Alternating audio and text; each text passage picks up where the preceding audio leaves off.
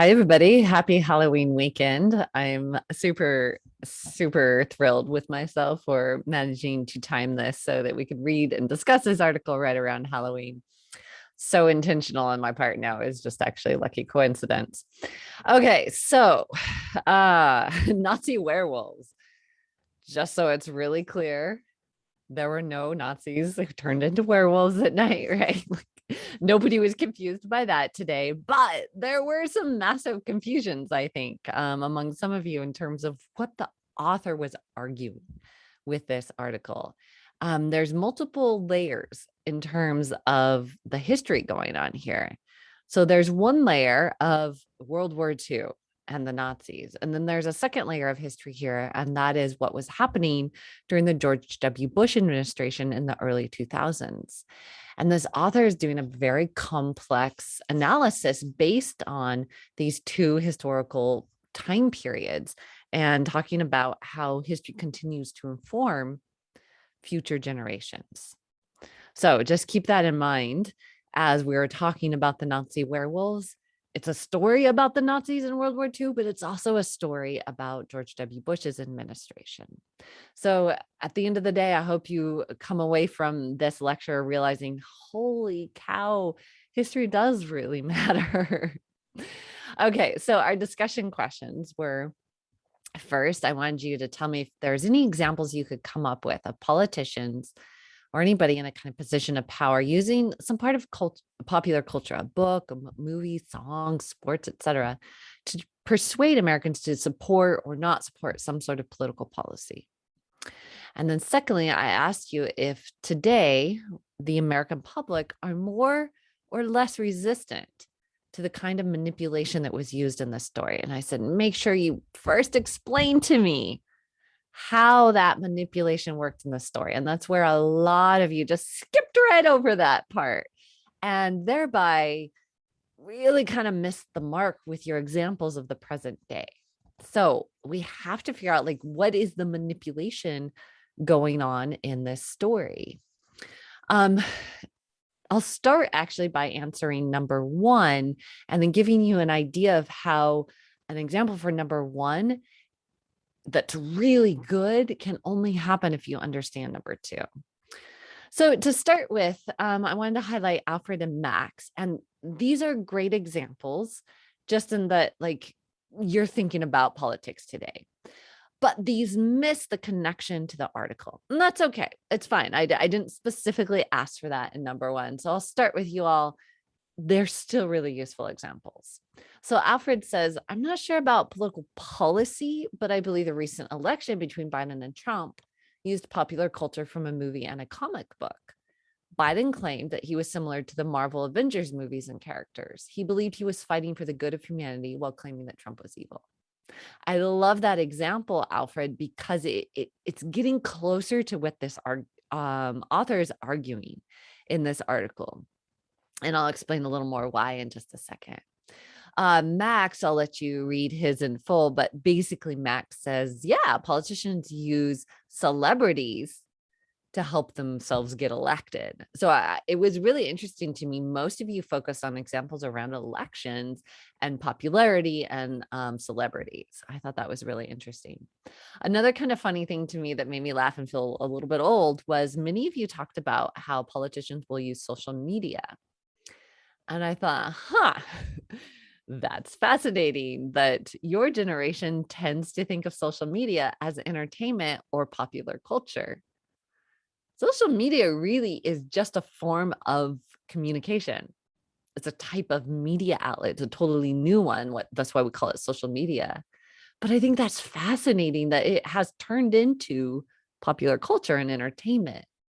So that's kind of neither here nor there in terms of its relation to what we're talking about today. But I thought that was an interesting realization that I had about how people think about social media today. All right. So an example that's getting closer to actually using the evidence from this article to think about number one comes from Bryce. Bryce says, one contemporary example I can think of where politicians have used popular culture to evoke support for political agendas is with George Orwell's dystopian novel 1984. So pause this video and just Google that real quickly. The Wikipedia entry for this one's pretty good. I think most of you are familiar with 1984, but just in case you're not, look it up. So pause it and come back. Bryce's point will make a lot more sense. So Bryce goes on to say, this is mostly done in association with this debate about masks and vaccine mandates. He says, much like Condoleezza Rice and Donald Rumsfeld's false equivocation of Iraqi guerrillas to Nazi werewolves, most comparisons between Orwell's novel and actions and policies of local and federal governments are a stretch, to say the least. U.S. Congressional Representative Madison Cawthorn, for example, tweeted, 1984 is a great fiction novel to read, but it seems like it's becoming the reality we are currently living under more and more each day. And Bryce says he's likely referring to actions taken to combat COVID. Hilariously, it would seem that Cawthorn either never read the book or completely misread it, since no one really understood the point he was seemingly trying to make. Bryce, that's it. You caught it. You captured it. And if the rest of you are like, what? Why is this so smart? Just wait a second. I'll go through the thesis of this article. But what Bryce is doing here is showing how politicians manipulate us by referring back to pieces of popular culture that they assume most of us are either like misinformed on this or not like really paying attention. So they're really banking on the like lack of knowledge of the American public. So like that's getting much closer to what's going on in this example. Okay, so I want us to think about number 2 now. And once I work through the thesis, I think you'll understand why I asked number 1 and how useful it is for us to start thinking about that question. So again, number 2 is asking us to think about what's the manipulation going on in this story. So a number of you only talked about the layer that's going on during the World War II time period. And, again, to be clear, it's not that the Nazis are trying to convince the Americans that real werewolves exist. Like nobody believes that. But they're using that motif of the werewolf and as a kind of like psychological warfare. So like there's actual troops being trained as kind of a paramilitary force to essentially like mess with the minds of American GIs and to make them feel like there's these kind of rogue agents out there, like lurking in the shadows, ready to attack at any moment. And you never know who they are. Like they could have the appearance of a sweet, innocent, young civilian boy, but they turn into, like this nasty Nazi soldier. So that's where that kind of werewolf motif came from. And then, some of them would actually go around like howling at the moon at night, to like, again, like psychologically mess with American soldiers. So like, that's real. This actually happened in the sense of like the Nazis made these paramilitary forces and they did attempt to kind of employ the psychological warfare. So what's the manipulation that's really happening in this story? It's not around that. If you look at the author's thesis, it's about the manipulation that happens of the American public in the 2000s during the Bush administration based on World War II, right? So that's where the multi-layers come in. So what is the thesis? This is page 74. And the author argues that this article will argue that the administrations, that's George W. Bush's administration, their continued use of the analogy, so the werewolf analogy, can only be explained by a particular American fascination with the Nazi werewolves. These politicians deliberately tied their argument to an exotic, mythical narrative in order to make it more appealing. Thus, the American myth of Hitler's werewolves needs to be deconstructed. From the collective memory of war and occupation arose a myth that over time became increasingly detached from historical experience and developed into a highly variable ingredient of American mass culture. Okay, so we got to unpack that. Like, what does that mean? Let's walk through it step by step here.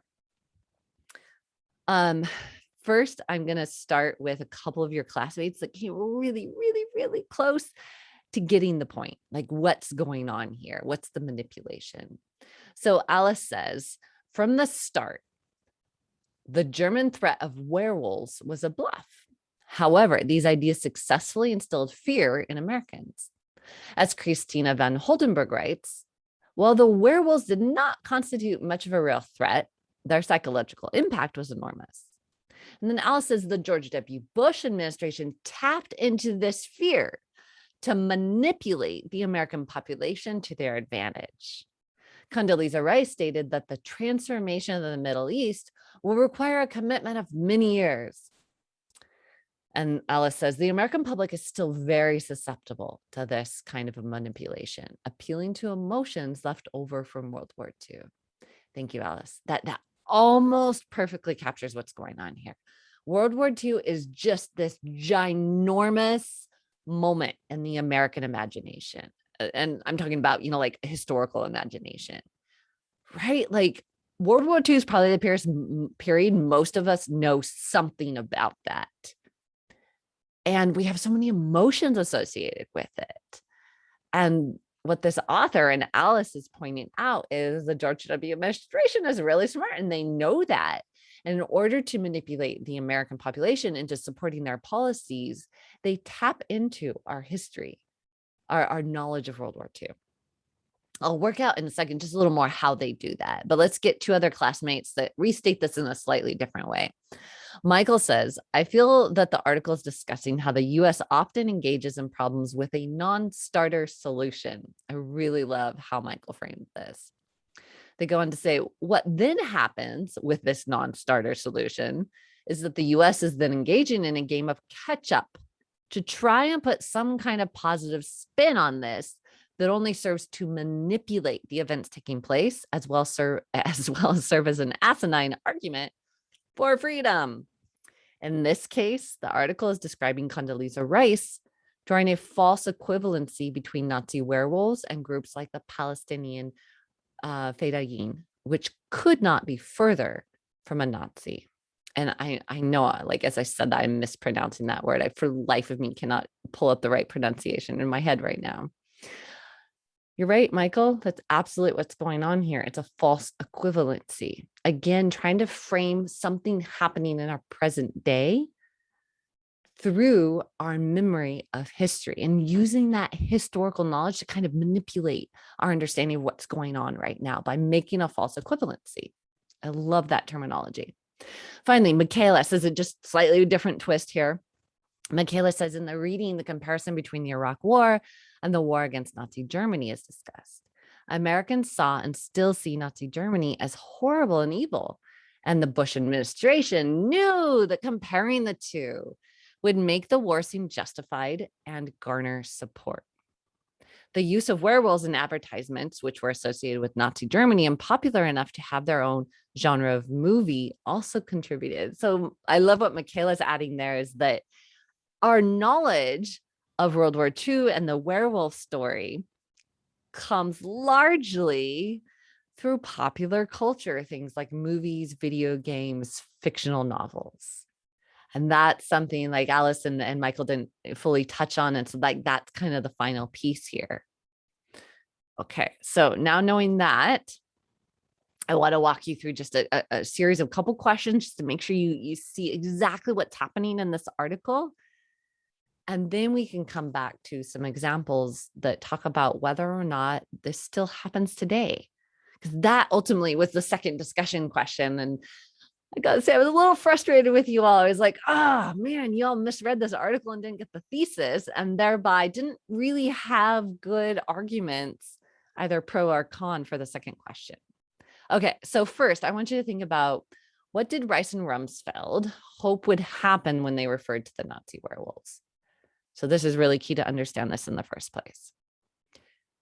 This is the point in the Iraq War where we had been there for a couple of years and Iraqi insurgents were starting to become more and more successful.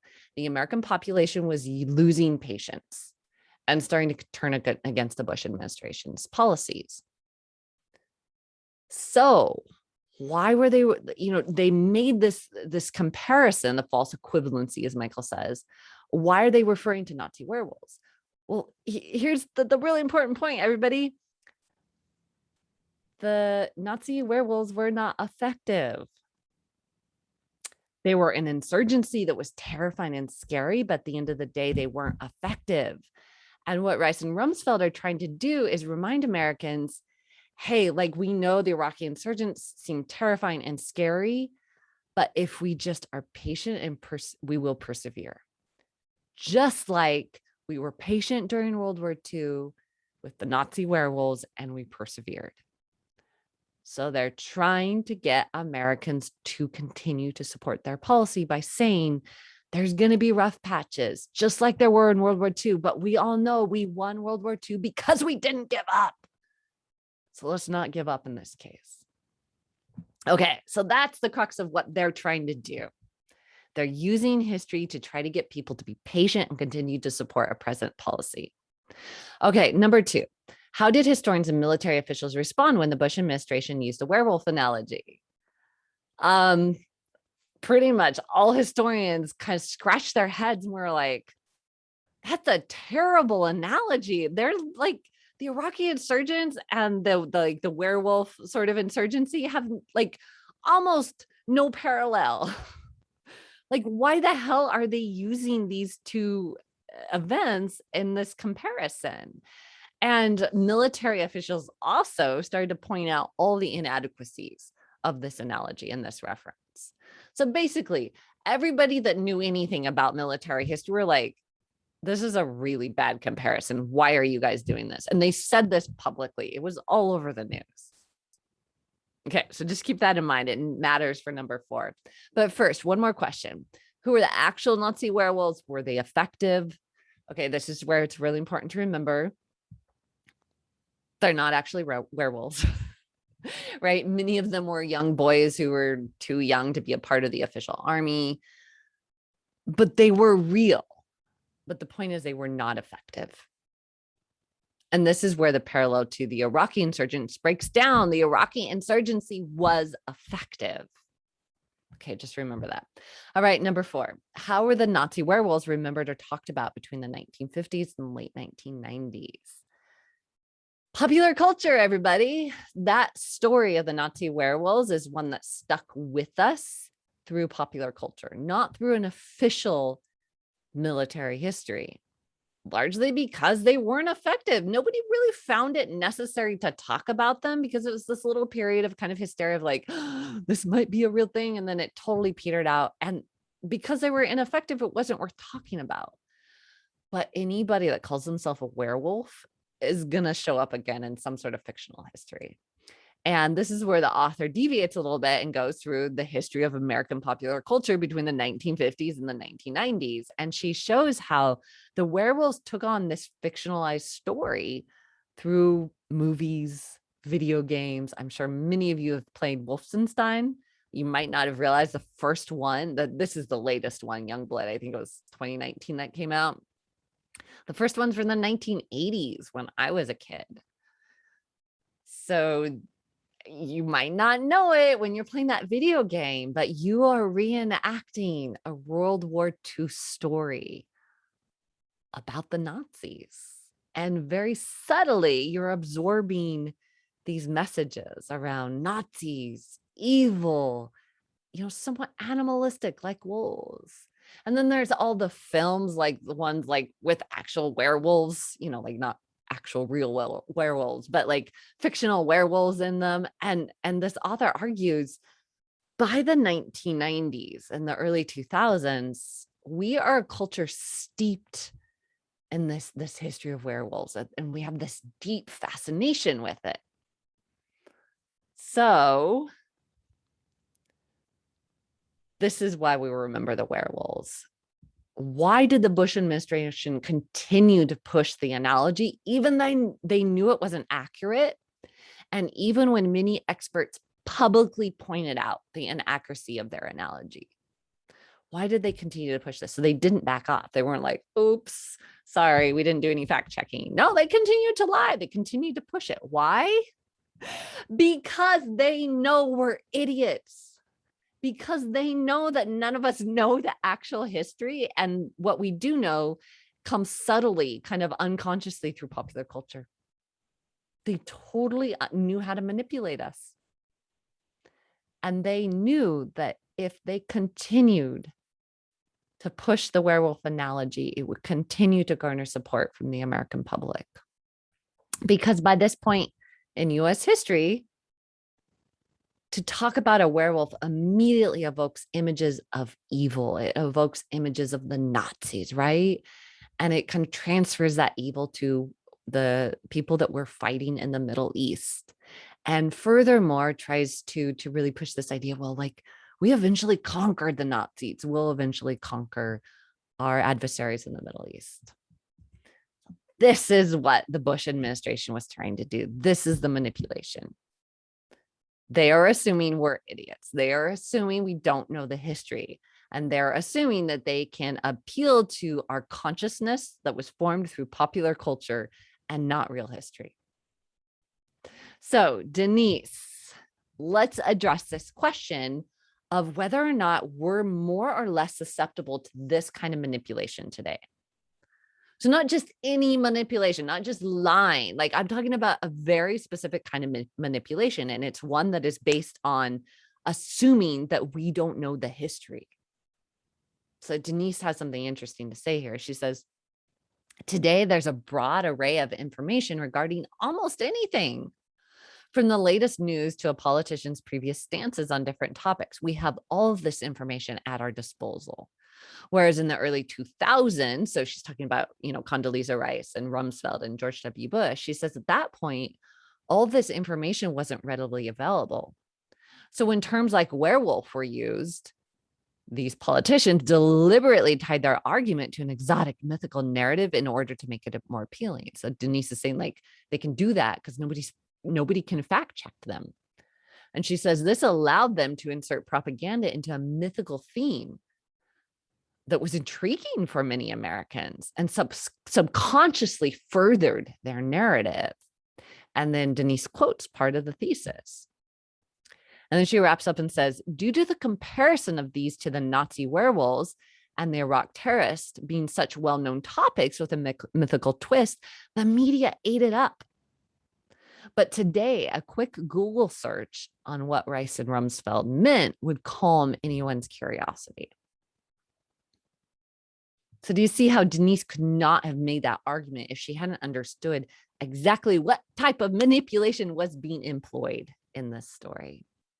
Thank you, Denise. Really, really smart and insightful the way you framed that. I'm going to disagree with Denise, though. And then this, again, is going to prove how old I am. And it's okay that you don't know this, Denise. But guess what, you all? The internet existed in the 2000s. I know you think I'm ancient and that I grew up in the dinosaur age without computers, but guess what? We had the internet in the 1990s. We could fact check anything we wanted to. So I'm laughing here, partly just because, like, it's hilarious when people assume that, like, I'm old and, like, somehow didn't know the internet in the 2000s. That's totally okay. You guys weren't old enough to remember that. But do you see the problem here? Like, people could fact check and they didn't. The Bush administration banked on the fact that people wouldn't care to fact check. Why? Because we're lazy. They knew that. And they knew that we don't know our history and we're not going to bother to look it up. So I'm still left wondering, are we better today? Denise says, well, we have more information. I actually think we had the same amount of information back then. Are we using it better today? That's certainly a possibility. Wesley doesn't think so. Wesley makes an interesting point. He says, nope. I think overall society is just as susceptible to this kind of manipulation, even with the knowledge of the manipulation occurring. Christina Van Holtenberg points out the surge of werewolf-themed media, film especially, that spoon-fed the propaganda into eager viewers. And he says, as far as recent pro-war movies, I think mostly A Black Hawk Down, a film released in 2001. This film promotes U.S. militarism and poorly portrays the U.S. intervention in Somalia. I refrain from calling it a film as it presents as government-backed propaganda thinly veiled as a piece of consumer media. And while it was widely accepted outside the US as such, American citizens ate the movie up. Grossing 100 million plus worldwide, Black Hawk Down stands as evidence of Americans' continued susceptibility to manipulation. So I know some of you might take exception that Wesley's using an example from like over 20 years ago as an example today, but again, like I agree with Wesley's point here because it's about how historical events are portrayed in popular culture and the fact that that's still most of our perception today. Like most of us don't know about Somalia because we picked up a history book and read it. Most of our knowledge of that would come from films like Black Hawk Down, even if they were produced a long time ago. So I hope you all see where I was trying to head with question number 2. Beyond Wesley and Denise's comments, the rest of you really didn't get close to addressing whether or not we're going to be more resistant today because you kind of failed to see what type of manipulation was happening. So many of you commented on the fact that we have more information available to us, but a lot of you were really questioning whether or not we know how to use that information. And I think that's a good place for me to end my lecture. I really want to encourage you guys to think about the fact that regardless of how much information we have, it's not useful if we don't know how to think critically about it. And one way to think critically about information is to understand history. So start paying attention for that. Whether it's politics or other places in your life, because I know a lot of you are like, oh, I try to stay away from politics. I kind of get that, but start just paying attention to the larger world around you, and you will start to see very often people will make arguments based on a misunderstanding of history. That's one place to start making yourself less susceptible to being manipulated. So yay, I just made an argument for the importance of history today. I'm sorry I had to kind of be didactic about that and like, walk you through all those questions, but I hope you see that we could only get to a productive discussion if we actually understood what the author was arguing. Okay, so have a fun, spooky Halloween weekend, and I look forward to throughout the rest of the semester. Maybe you guys could shoot me emails now and again when you see examples of what we were talking about today, and I would love to hear if you think your generation is better or worse than previous generations in terms of your resistance to being manipulated by politicians. All right, have a good day.